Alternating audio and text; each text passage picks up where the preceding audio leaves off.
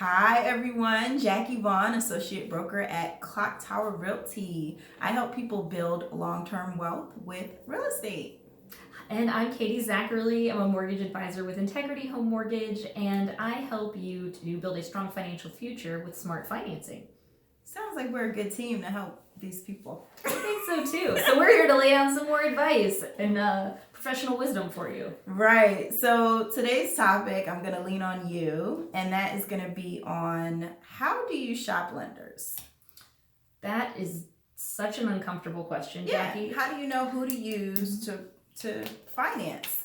Well, hopefully by the time you're under contract, you've already met with your lender, you've built a relationship, you trust them to give you good advice and to help you get to closing.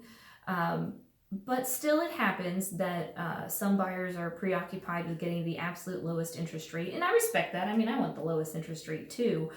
So I'll field calls often requesting that, and what I try to do is really get to the heart of what the buyer is looking for. Generally, it boils down to one of three things. We all want the lowest interest rate. The second thing we look for is the best or lowest monthly payment. And the third thing that clients are often concerned about is how much money they actually have to bring to close. And all three of those things impact each other. So the interest rate isn't always the end all be all.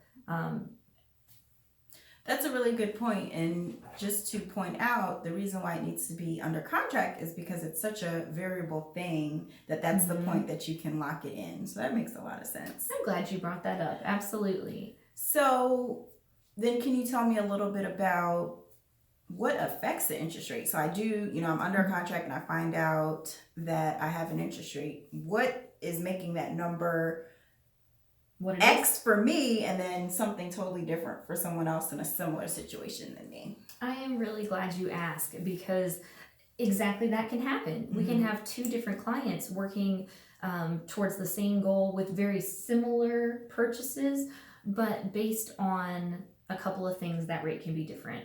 And the first one impacting your interest rate is your credit score. That has a direct impact upon how much it costs you to get to a certain rate, and we'll talk about that later. Good old FICO. Absolutely. So take care of your credit, it helps. But that's not the only thing. The other major impactor, and it's actually almost bigger, if not the same as your credit score, is how much money you're actually putting down on your home. So an interest rate at 20% might be different than an interest rate that you get at 3%. So it's not necessarily a huge change, but it does make a difference. And I guess people are not often clear that the money you put down is different from what you have to bring to closing. So true. Now, often, well, every time, your down payment is factored into the money that you have to bring to closing, but your down payment is different from closing costs. So if you find that you've got money for your down payment, and maybe you've gotten help from your seller, but you're still short some funds needed to actually get to the closing table, we could actually increase your interest rate moderately and give you cash for closing. And how that works, because maybe that made your mind go boom. When you are looking at different interest rates, there's a thing called a loan level pricing adjustment, and we are trying to get you to a rate that doesn't cost you any money to have. When someone tells you you can buy the rate down, you are trying to get a rate that is lower than average rate available, and so you are paying a percentage of your purchase price to get that rate. But it works the other way. You can actually take a rate that's slightly higher than what's on average, and instead of paying points, you get points back.